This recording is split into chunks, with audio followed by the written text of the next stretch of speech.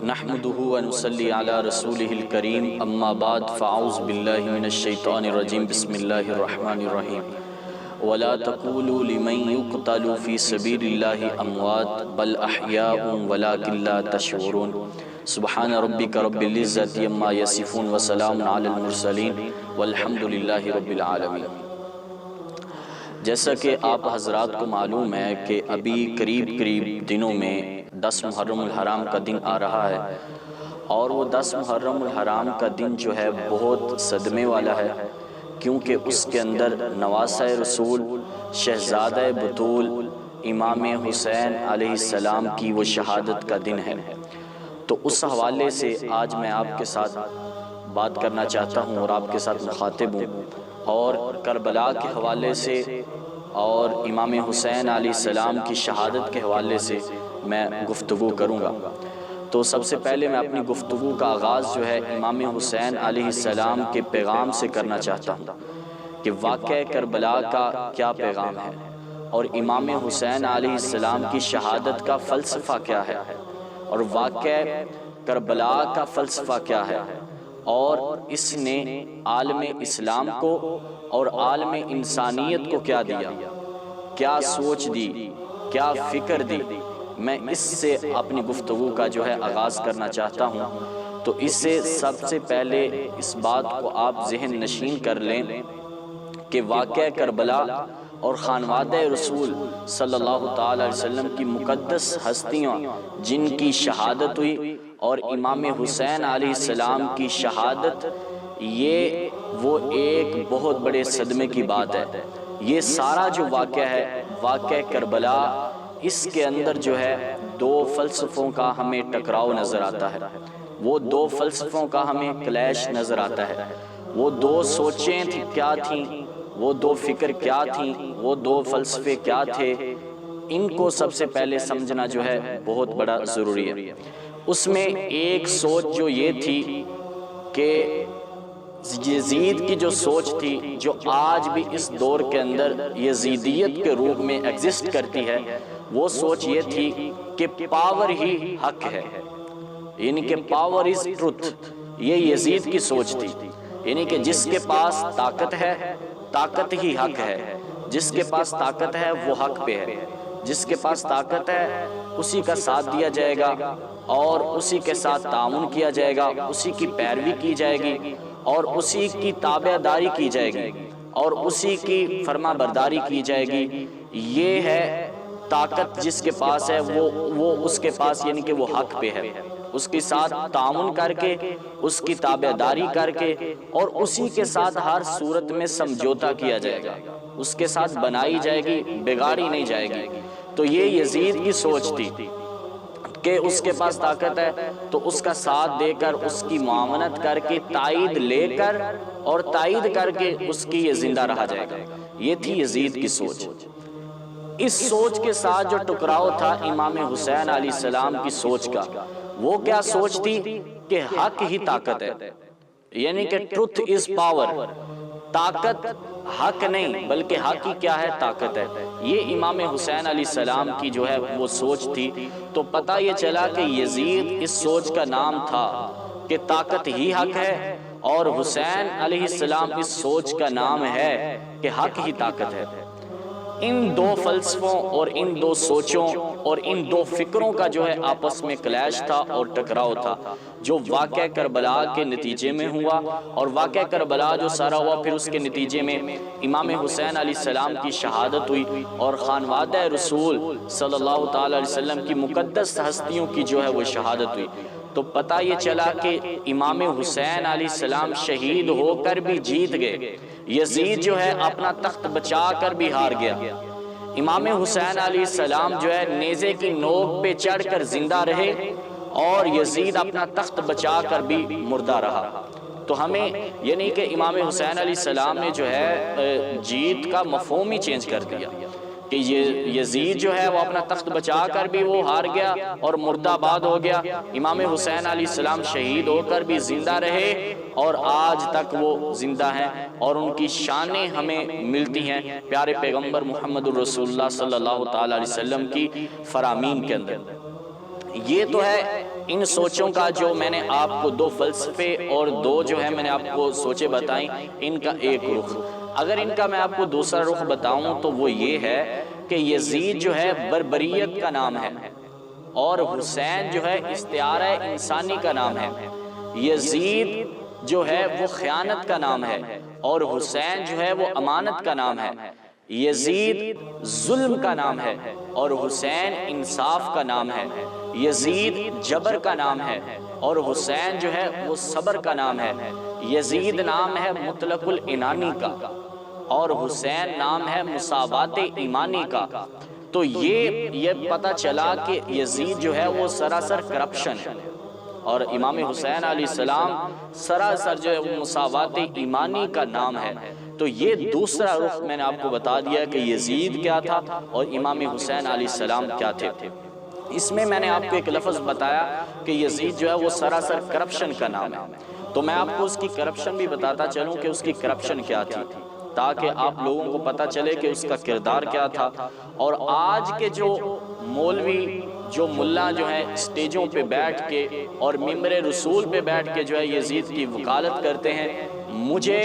ان سے بہت میں کہتا ہوں کہ ان کو شرم آنی چاہیے۔ تمہیں شرم آنی چاہیے کہ تم حسین کے نانا کے ممبر پہ بیٹھ کے یزید کی وکالت کرتے ہو،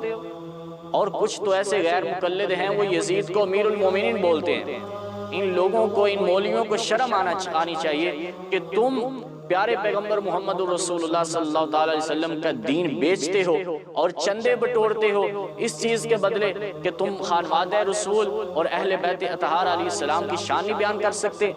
تمہیں دین اللہ تعالیٰ نے دیا، تمہیں علم دیا، تمہارے پاس نالج ہے، اسلام کا نالج ہے، تمہارے پاس قرآن کا نالج ہے، احادیث کا نالج ہے، تو اس کو غلط استعمال نہیں کرو۔ آپ کی پکڑ ہوگی، اس کو غلط استعمال نہیں کرو۔ خواہ مخواہ چندے بٹورنے کے لیے صرف جو ہے یزید کی تم وکالت کر رہے ہوتے ہو۔ اور میں نے تو یہاں تک دیکھا ہے کہ مولوی جو ہے 10 محرم کو باقاعدہ اپنی مسجدوں کے اندر 2 گھنٹے کا خطاب صرف اس وجہ سے رکھتے ہیں یزید کی وکالت کرنے کے لیے۔ انا للہ و انا الیہ راجعون۔ مجھے افسوس ہوتا ہے ان جیسے مولویوں پہ کہ تم کیا دین کے نام لیوا ہو اور تم اہل بیت اطہار علیہ السلام کی شان بیان نہیں کر سکتے۔ اس دن بھی تم یزید کی وکالت کر رہے ہوتے ہو، نہ کہ تمہیں یزید کی وکالت کر کے جنت ملنی ہے، اور اگر تم اس کی وکالت نہیں کرو گے تو تمہیں جہنم بھی نہیں ملے گی۔ ہاں یہ بات ضرور ہے کہ اگر تم اہل بیت اطہار علیہ السلام کا اور خانوادہ رسول صلی اللہ تعالی علیہ وسلم کا تمہارے دل کے اندر بغض ہوگا تو تمہارا ایمان کامل نہیں ہے، تم ضرور جہنم میں جاؤ گے۔ یہ میں تم آپ کو ضرور کہہ سکتا ہوں۔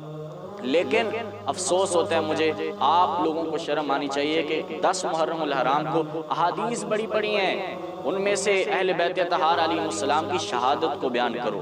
اور ان کی فضائل کو بیان کرو، ان کے مناقب کو بیان کرو کہ اللہ کے پاک پیغمبر صلی اللہ تعالی علیہ وسلم نے کیا یہ نہیں فرمایا تھا کہ ان الحسن والحسین سیدہ شباب اہل الجنہ،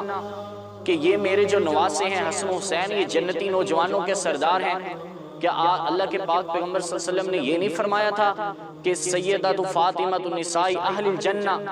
کہ میری بیٹی فاطمہ تو جو ہے یہ جنتی عورتوں کی سردار ہے؟ اور ایک دفعہ میں قربان جاؤں، آپ صلی اللہ علیہ وسلم مسجد نبوی کے اندر خطاب دے رہے ہیں، حسن و حسین چھوٹے ہیں اور وہ آ رہے تھے، چل کے آ رہے ہیں، تو کبھی گرتے ہیں کبھی اٹھتے ہیں۔ پیارے پیغمبر صلی اللہ علیہ وسلم اپنا خطبہ چھوڑ کر اٹھے، ان کو اٹھایا اور دونوں کو اپنے نواسوں کو بٹھا کے کہا کہ او لوگو ان الحسن والحسین ہما ریحانتا یا من الدنیا، کہ لوگو جب تم کو خوشبو کی ضرورت ہوتی ہے تو تم کستوری کو سونگھتے ہو، مگر جب میں محمد کو خوشبو کی ضرورت ہوتی ہے تو ان الحسن والحسین ہما ریحانتا یا من الدنیا، یہ حسن و حسین دنیا کے اندر میری خوشبوئیں ہیں، مجھے جب خوشبو کی ضرورت ہوتی ہے تو میں ان کو سونگھ لیتا ہوں، اللہ تعالیٰ میرے پورے وجود کو معطر کر دیتے ہیں۔ تو یہ ہے ان کی شان، یہ لوگوں کو بتاؤ، لوگوں کو سناؤ تاکہ پتہ چلے ان لوگوں کو بھی تمہارے دل کے اندر بھی اہل بیت اطہار علیہ السلام کی محبت موجود ہے۔ بٹ مجھے افسوس ہوتا ہے تمہارے علم پہ اور تمہارے مولوی ہونے پہ، تم چندے کی خاطر جو ہے اپنے دین کو بیچ دیتے ہو اور یزید کی وکالت کرنا شروع ہو جاتے ہو۔ اللہ ہی تمہارا کچھ کرے گا، اللہ تمہیں ہدایت دے سکتے ہیں، ہم تو صرف بتا سکتے ہیں آپ کو۔ تو میں آپ کو بتا رہا تھا کہ یزید جو ہے اس کی کرپشن کیا ہے، میں تو یہی چیز آپ کو سمجھانا چاہ رہا ہوں کہ آپ کو سمجھ آ جائے۔ یزید کی کرپشن جو ہے، یزید کا ایک کرپٹ نظام کا نام ہے، اس نے کرپٹ نظام کو رائج کیا،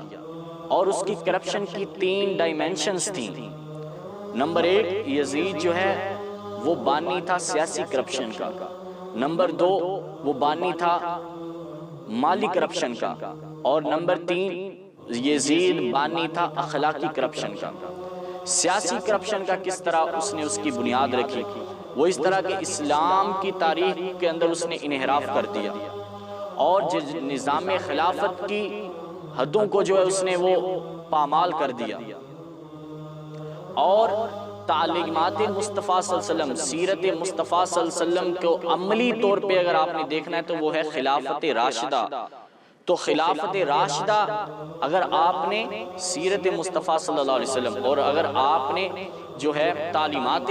مصطفیٰ صلی اللہ علیہ وسلم، حتیٰ کہ قرآن و حدیث کے عملی نظام کو اگر دیکھنا ہے تو آپ وہ خلافت راشدہ کو دیکھ لیں۔ تو اس نے کیا کیا کہ وہ اس خلافت راشدہ کا جو کنسیپٹ تھا اس کو چینج کر دیا،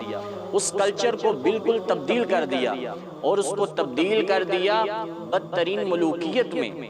اس خلافت راشدہ کے کنسیپٹ کو اس نے تبدیل کر دیا انتہائی شفاف نظام میں۔ اس خلافت راشدہ کے نظام کو اس نے تبدیل کر دیا، جو وہاں کا کنسیپٹ تھا یزید نے اس کو تبدیل کر دیا سیاسی دہشت گردی کے اندر۔ یعنی کہ پورے کا پورا کلچر جو ہے وہ خلافت راشدہ کا اس نے اس کو تبدیل کر دیا۔ جہاں وہ ایک سوچ تھی کہ امیر المومنین حضرت عمر فاروق رضی اللہ تعالیٰ عنہ کو یہ فکر تھی، ان کی یہ سوچ تھی کہ اگر دریائے دجلہ کے کنارے پہ ایک بکری کا بچہ بھوکا پیاسا مر گیا تو مجھ عمر سے اس بات کے بارے پوچھا جائے گا۔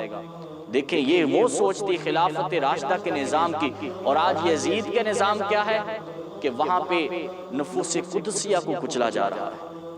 اور خانوادہ رسول صلی اللہ تعالیٰ علیہ وسلم کے نفوس قدسیہ کو انہوں نے کچل دیا۔ تو اس سوچ میں اور اس سوچ میں کتنا بہت بڑا فرق ہے۔ اسی سوچ کو اور انہی خلافت راشدہ کو قائم کرنے کے لیے امام حسین علیہ السلام اس کو سٹرینتھ کرنا چاہتے تھے، ان حدوں کو ری انفورس کرنا چاہتے تھے، بٹ کیا کیا یزید نے اپنی سیاسی دہشت گردی کا نظام کو اس کو رائج کیا، بدترین ملوکیت کو رائج کیا، اور اپنی خاندانی بادشاہت کے نظام کو قائم کر دیا۔ یہاں تک کہ اس نے کیا کیا، خاندانی بادشاہت کے نظام کے اندر اس نے اپنے خاندانی جتنے اوباش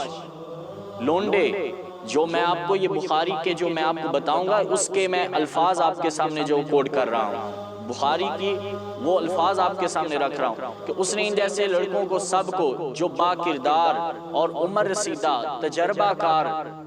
با کردار اور امانت دار جو لوگ تھے ان کو ہٹا کر اس نے سب اپنے جو خاندانی جو لڑکے تھے اوباش لڑکے تھے سب کو وہاں پہ پوائنٹ کر دیا، تو ان جو بد کردار تھے ان کو ہٹا دیا۔ یعنی کہ اس نے پورا کا پورا ایک کلچر ہی تبدیل کر دیا، اور اس کے اندر سب سے جو اختلاف رائے کا حق چھین لیا، اور جمہوری نظام کے اندر آپ کو پتہ ہے رہتے ہوئے جو سب کو ایک حق ملتا ہے، ایک رائٹ ملتا ہے پروٹیسٹ کرنے کا، وہ بھی اس نے چھین لیا ان سے۔ حتیٰ کہ امام حسین علیہ السلام کی شہادت کے بعد اہل مدینہ نے پروٹیسٹ کرنا چاہا، احتجاج کرنا چاہا، تو اس نے اپنی افواج کو حکم دیا کہ تمہارے اوپر 3 دن کے لیے مدینہ مباح ہے، حلال ہے، تم جو چاہو کرنا چاہو تم کر سکتے ہو، تم خون ریزی کرو، عزتوں کو پامال کرو، جو تم کرنا چاہو کر سکتے ہو۔ اور 3 دن جو ہے وہاں پہ گھوڑے اس نے مسجد نبوی کے اندر باندھے، اذان نہیں ہوئی، نماز نہیں ہوئی 3 دن مسجد نبوی کے اندر، اور عزتوں کو پامال کئی صحابہ اکرام وہاں پہ شہید ہوئے۔ آج آپ جائیں جنت البقیع کے اندر جہاں پہ حضرت سیدنا عثمان غنی رضی اللہ تعالیٰ عنہ کی قبر مبارک ہے، اسی کے ساتھ ایک خطہ ہے جہاں پہ ان صحابہ کرام کی جو ہیں وہاں پہ وہ قبریں ہیں، آپ دیکھ سکتے ہیں جا کے جنت البقیع کے اندر۔ تو یہ اس نے اتنا ظلم کیا، اور اس کے بعد پھر اہل مکہ نے احتجاج کرنا چاہا، پھر مکہ کے اوپر اس نے چڑھائی کی، یہاں تک کہ منجنیق کے ذریعے اس نے کعبے کے غلاف کو جلانا چاہا، اس لعنتی کو تکلیف ہوئی اور یہ مر گیا۔ تو یہ اس نے تمام، میں آپ کو یہ بتانا چاہتا ہوں کہ اپنی بادشاہت کا جب نظام قائم کیا تو اس نے آمریت، سفاکیت اور سیاسی دہشت گردی کا نظام جو اس نے رائج کر دیا، اور یہ تو تھی اس کی سیاسی کرپشن۔ دوسری میں نے آپ کو بتایا کہ اس نے دوسری کرپشن کون سی کی؟ مالی کرپشن۔ آپ دیکھیں جو خلافت راشدہ کے نظام کے اندر ان کا یہ کنسیپٹ تھا کہ ایک ادنا سا آدمی اٹھ کر حضرت عمر امیر المومنین سے سوال کر سکتا ہے کہ مال غنیمت میں سے ہمارا تو پورا سوٹ نہیں بنا، تو آپ کی چادر کیسے یہ بن گئی؟ تو امیر المومنین حضرت عمر فاروق رضی اللہ تعالیٰ عنہ نے، تو یہ ادنا سا آدمی حضرت امیر المومنین سے سوال کر رہا ہے کہ مال غنیمت سے ہمارا تو سوٹ نہیں، آپ کی چادر کیسے آپ نے بنا لی؟ اور یہ دیکھیں وہاں خلافت راشدہ کا کیا کنسپٹ ہے۔ اور اسی طرح ایک یہودی جو ہے وہ دعویٰ کر رہا ہے امیر المومنین حضرت علی رضی اللہ تعالیٰ سے، وہ زرہ جو تھی، کہا چوری کر کے کہتا ہے یہ زرہ میری ہے۔ اب جو ہے یہ مقدمہ عدالت کے اندر چلا گیا، چیف جسٹس جو ہے اس وقت اس ٹائم جو ہے قاضی شرح تھے، ان کے پاس جب گیا تو قاضی شرح نے کہا کہ آپ کے پاس کیا، امیر المومنین آپ کے پاس کیا گواہ ہے کہ یہ زرہ آپ کی ہے؟ تو اس ٹائم جب حضرت علی رضی اللہ تعالیٰ عنہ نے جب وہ زرہ خریدی تھی تو اس وقت ان کے بیٹے گواہ تھے صرف امام حسن مجتبی رضی اللہ تعالیٰ عنہ۔ تو قاضی شرح نے کہہ دیا کہ بیٹے کی گواہی باپ کے حق میں قبول نہیں ہوتی، وہ ایکسیپٹ نہیں کی جاتی، تو اب زرہ جو ہے یہ یہودی کو دی جائے گی۔ اب ان کے اخلاق کو دیکھ کے وہ یہودی وہیں پہ کلمہ پڑھ لیتا ہے۔ تو یہ کنسیپٹ تھا خلافت راشدہ کا۔ میں آپ کو یہ سمجھانا چاہتا ہوں کہ مالی تو یہاں پہ اس کا کیا، اس نے جو لوگوں کا مال تھا اس کو اپنی عیاش پرستی کے اندر لگایا، اور اپنی عیاشیوں کے اندر اپنی بادشاہت کو قائم کرنے کے اندر سارا جو لوگوں کا مال تھا اس کو وہاں پہ لگا دیا۔ تو یہ تھی اس کی مالی کرپشن۔ اور تیسری اس کی اخلاقی کرپشن جو ہے، اس نے وہی بے حیائی سب کچھ اس نے کیا۔ میں آپ کو کیا بتاؤں، پوری کتابیں بڑی بڑی ہیں، آپ اس میں سے دیکھ سکتے ہیں تو آپ کو پتہ چلے گا کہ اس نے کس طرح کا کردار ادا کیا۔ تو یہ ایک اس نے سیاسی کرپشن کی، مالی کرپشن کی اور اخلاقی کرپشن کی۔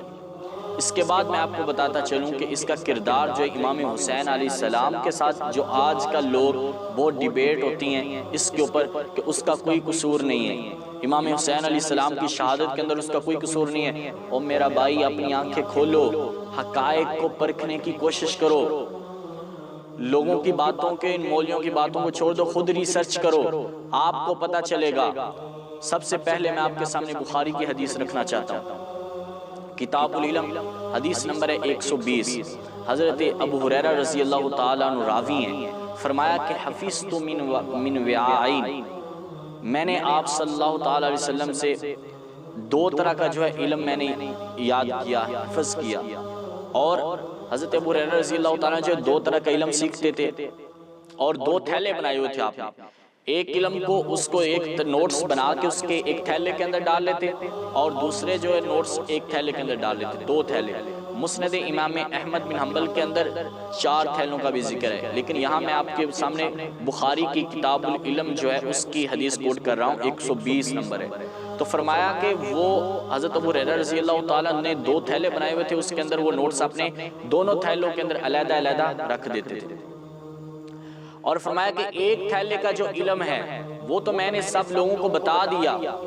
میں نے پہنچا دیا، جو شرعی مسائل تھے، جو آداب، دین کے آداب تھے، سب میں نے بتا دیے، بٹ ایک علم ایسا ہے جو میں اگر لوگوں کو بتاؤں گا تو میری گردن کاٹ دی جائے گی، میرا سر کاٹ دیا جائے گا۔ اب اس حدیث کی تشریح کے اندر جو بخاری کے شارح ہیں، بہت زیادہ شارح ہیں، پہلے ابن بطال رحمۃ اللہ علیہ، تو میں ان کو زیادہ تفصیل میں نہیں جانا چاہتا، سب سے مختصر میں کرنا چاہتا ہوں علامہ ابن حجر اسقلانی رحمۃ اللہ علیہ جو جامع معنی بات کرتے ہیں، میں ان کی جو ہے حوالہ کوٹ کر دیتا ہوں۔ فتح الباری جلد نمبر 1 ہے اور صفحہ نمبر 216 کے اندر انہوں نے لکھا، علامہ ابن حجر اسقلانی اس حدیث کی تشریح کے اندر وہ فرماتے ہیں کہ ان علم میں سے، وہ جس کی حضرت ابو ہریرہ بات کرتے ہیں کہ ان علموں میں سے ایک علم یہ بھی تھا، حضرت ابو ہریرہ رضی اللہ تعالیٰ کہا کرتے تھے، اللہم انی اعوذ باللہ من رأس الستین و امارت الصبیان، کہ حضرت ابو ہریرہ رضی اللہ تعالیٰ عنہ 60 ہجری سے پناہ مانگا کرتے تھے اور ان اباش لڑکوں سے پناہ مانگا کرتے تھے، یعنی کہ ان علموں میں سے ایک علم یہ بھی تھا کہ آپ صلی اللہ علیہ وسلم نے فرمایا کہ میرے بعد جو ہے اس طرح کے لوگ آمریت اور اس طرح کے عمراء آئیں گے جو سفاکیت کو رائج کریں گے اور بربریت والے نظام کو رائج کر دیں گے. تو اس سے حضرت ابو ہریرہ رضی اللہ تعالیٰ پناہ مانگا کرتے تھے اور کہا کرتے تھے کہ میں 60 ہجری سے پناہ مانگتا ہوں اور ان اوباش لڑکوں کی عمارت سے پناہ مانگتا ہوں. اب مجھے آپ بتائیں سن 60 ہجری کو یزید جو ہے اپنے تخت کے اوپر براجمان اور سن 60 ہجری میں امام حسین علیہ السلام کی شہادت ہے, اس کے بعد وہ اپنے تخت پہ براجمان ہوں. تو یہ سن 60 ہجری سے حضرت ابو ہریرہ رضی اللہ تعالیٰ پناہ مانگا کرتے تھے. اور علامہ ابن حجر اسقلانی رحمۃ اللہ علیہ آگے جا کے لکھتے ہیں کہ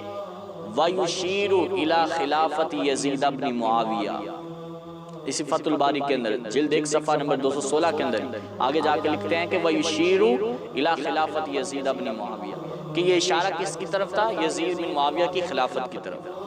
اور پھر یوں ہوا کہ جب آپ پناہ مانگتے تھے اللہ تعالیٰ نے آپ کی دعا کو قبول کیا. تو سن 59 ہجری کے اندر یعنی کہ سن 60 ہجری سے پہلے 1 سال پہلے جو حضرت ابو ہریرہ رضی اللہ تعالیٰ کی دعا کو اللہ تعالیٰ نے قبول کیا اور آپ دنیا سے چل بسے, آپ کی وفات ہو گئی. تو یہ اس سے پناہ مانگتے تھے. تو 60 ہجری سے وہ پناہ مانگتے تھے حضرت ابو ہریرہ رضی اللہ تعالیٰ, آپ دیکھ سکتے ہیں. اور اسی طرح دوسرا حوالہ میں آپ کے سامنے کوٹ کرنا چاہتا ہوں, وہ بھی احناف میں سے جلیل القدر امام ہے علامہ عینی رحمۃ اللہ علیہ. وہ اپنی جو شرح ہے عمدۃ القاری کے اندر, اس کے اندر انہوں نے یہ بیان کیا کہ حضرت ابو ہریرہ رضی اللہ تعالیٰ عنہ کہا کرتے تھے کہ لو شئت ان اسمیہم باسمائہم فخشی علی نفسی, کہا کہ اگر میں چاہوں تو میں ان کے نام بھی بتا دوں, اگر مجھے کوئی نقصان نہ پہنچے میری جان کو اور مجھے کچھ فائدہ ہو تو میں ان کے نام بھی بتا سکتا ہوں. سب کے آپ صلی اللہ تعالیٰ علیہ وسلم نے مجھے نام بھی بتائے ہیں, تو مجھے اپنی جان کا اگر خطرہ نہ ہو تو میں ان کے نام بھی آپ کو بتا سکتا ہوں. تو یہ علامہ عینی رحمۃ اللہ علیہ نے عمدۃ القاری جلد نمبر 2 کے اندر اور صفحہ نمبر 185 کے اندر اس کو کوٹ کیا اور بیان کیا. اب میں آخری حوالہ جو آپ کے سامنے کوٹ کرتا ہوں, حوالے تو بہت زیادہ ہیں لیکن میں آپ کے سامنے کوٹ کر رہا ہوں, پھر انشاءاللہ کوٹ کروں گا. اس کا آپ ریسرچ کریں, سن کے آپ خود دیکھیں, پھر آپ کو پتہ چلے گا. صحیح بخاری کی حدیث ہے کتاب الفتن کے اندر اور حدیث نمبر ہے 6649 اور اس کے راوی ہیں عمر بن سعید رضی اللہ تعالیٰ. وہ کہتے ہیں کہ میں ایک دفعہ حضرت ابو ہریرہ رضی اللہ تعالیٰ کے ساتھ مسجد نبوی کے اندر ہم بیٹھے ہوئے تھے اور ہمارے ساتھ مروان بھی بیٹھے ہوئے تھے. تو عمر بن سعید کہتے ہیں کہ میں نے سمعت صادق المصدوق یقول حلقت امتی علی یدی غلمت من قریش, کہا کہ میں نے آپ صلی اللہ تعالیٰ علیہ وسلم سے سنا, آپ نے فرمایا کہ میری امت جو ہے قریش میں سے ایک ٹولہ ہوگا, وہ فساد برپا کریں گے میری امت کے اندر اور ان کے ذریعے وہ ہلاک ہو جائے گی. علی یدی غلمت من قریش, یہ اوباش لونڈوں کی وجہ سے, ان کی حکومت آمریت کی وجہ سے فرمایا قریش کا ایک خاص ٹولہ ہوگا, وہ امت کے اندر میری امت کے اندر فساد کو برپا کرے گا. تو مروان نے اس وقت کہا کہ اللہ تعالیٰ ان کے اوپر لعنت کرے جو اس طرح کریں. اس وقت اس کو پتا نہیں تھا, اس نے کہہ دیا کہ اللہ ان کے اوپر کیا کرے, لعنت کرے. تو اس ٹائم حضرت ابو ہریرہ رضی اللہ تعالیٰ نے پھر فرمایا کہ اگر میں چاہوں تو میں ان کے فلاں بن فلاں کے نام بتا دوں آپ کو, لفالتو, اور میں یہ کر بھی دوں گا. فرمایا کہ اگر میں چاہوں تو میں ان کے سب کے نام بھی بتا سکتا ہوں, ان کا گھر, ان کا نام بتا سکتا ہوں کہ آپ صلی اللہ تعالیٰ علیہ وسلم نے کس کے بارے میں یہ کہا تھا. اگر مجھے اپنی جان کا خطرہ نہ ہو تو میں سب کچھ بتا دوں آپ کو. تو یہ ان تمام حوالوں سے ہمیں یہ پتہ چلتا ہے کہ یزید کا کیا کردار تھا. اور سب سے بڑی بات یہ ہے کہ یزید اس بات میں مجرم ہے. بالفرض آپ کی 1 منٹ کے لیے ہم بات تسلیم کر لیں کہ اس کا کوئی قصور نہیں اس کے اندر, امام حسین کی شہادت کے اندر, تو مجھے یہ بتاؤ اس کے بعد اس نے کسی کو جو ہے سزا کیوں نہیں دی؟ کسی کو تو اس کو شمر کو, ابن زیاد کو تخت دار پہ لٹکایا کیوں نہیں ہے؟ اگر تو وہ قصوروار نہیں تھا